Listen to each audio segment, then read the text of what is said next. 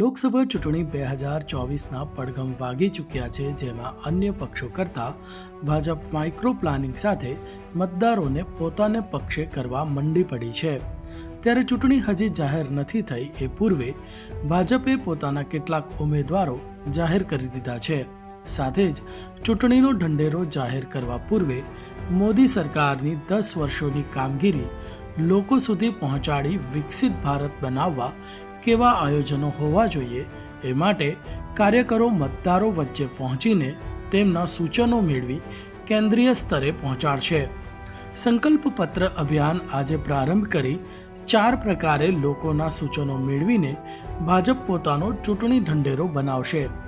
સાથે જ મોદીની ગેરંટી અભિયાન હેઠળ 2 ડિજિટલ વેન લોકસભા વિસ્તારમાં ફરીને મોદી સરકારની યોજનાઓની માહિતી લોકો સુધી પહોંચાડશે.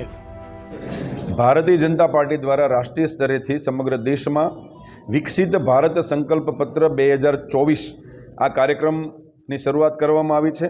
આ કાર્યક્રમમાં સમગ્ર દેશમાં ઓછામાં ઓછા 1 કરોડથી વધારે લોકોનું એક જે સૂચનો હોય, આવતા દિવસોમાં નરેન્દ્રભાઈ મોદી સાહેબની વિકાસ યાત્રામાં તમામ નાગરિકોને જોડાવા માટે, એમના સૂચનો લેવા માટે, એના સુઝાવ લેવા માટેનો આ કાર્યક્રમ છે.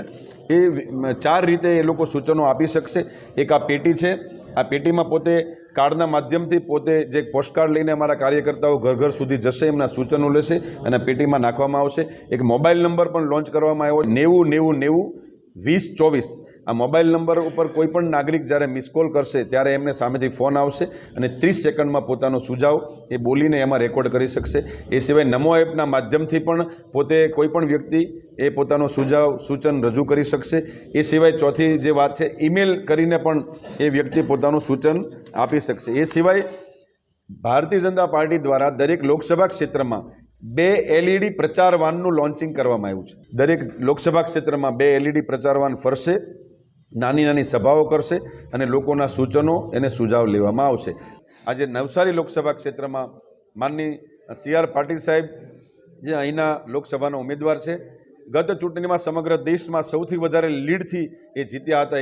એ જ રીતે આ વખતે પણ સૌથી વધારે લીડ સાથે નવસારી લોકસભા ક્ષેત્ર આગળ રહે એના માટે આજે અહીં તમામ ધારાસભ્યશ્રીઓ, સંગઠનના હોદ્દેદારો, તમામ લોકો કામે લાગ્યા છે. ત્યારે તમામ લોકો જોડાય એના માટે પણ તમારું માધ્યમ એમાં અગ્ર ભૂમિકા ભજવે એ રીતે અમારી વિનંતી છે.